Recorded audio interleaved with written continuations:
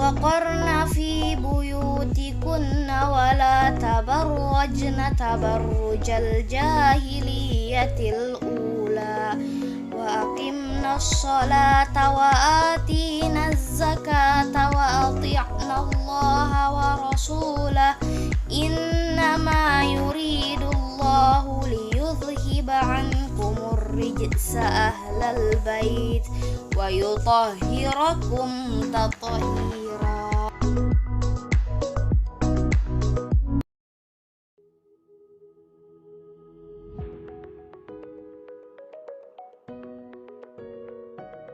Perkenalkan, nama saya Lutfia Nurizati Aunifah, kelas 10 IPS 1. Pada kesempatan kali ini, saya akan berbagi-bagi tips tentang pencegahan virus corona.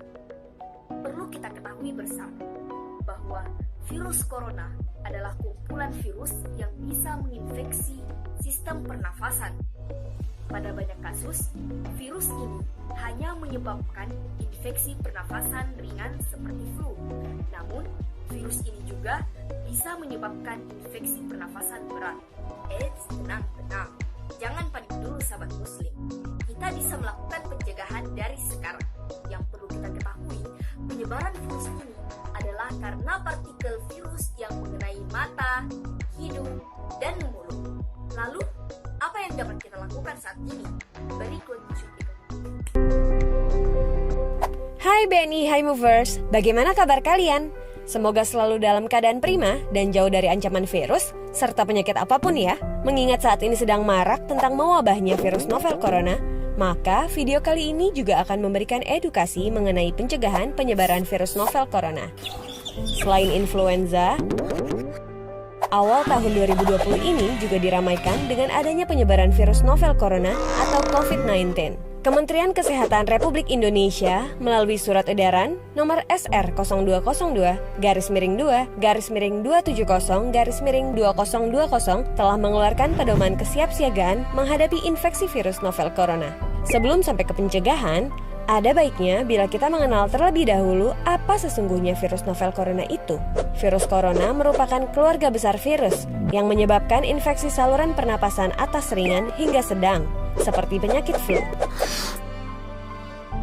Namun, beberapa jenis virus corona juga bisa menimbulkan penyakit yang lebih serius, seperti Middle East Respiratory Syndrome atau MERS-CoV, Severe Acute Respiratory Syndrome atau SARS-CoV, pneumonia, dan Coronavirus Disease atau COVID-19.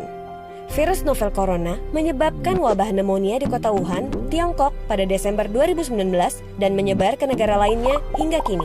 Penyebab infeksi virus corona tersebut antara lain percikan air liur pengidap bisa dari batuk dan bersin, menyentuh tangan atau wajah orang yang terinfeksi, menyentuh mata, hidung, atau mulut setelah memegang barang yang terkena percikan air liur pengidap virus corona, tinja atau feses. Namun, ini jarang terjadi. Masa inkubasi virus corona ini belum diketahui secara pasti. Namun, rata-rata gejala timbul setelah 2-14 hari setelah virus pertama masuk ke dalam tubuh. Metode transmisi virus corona juga belum diketahui dengan pasti.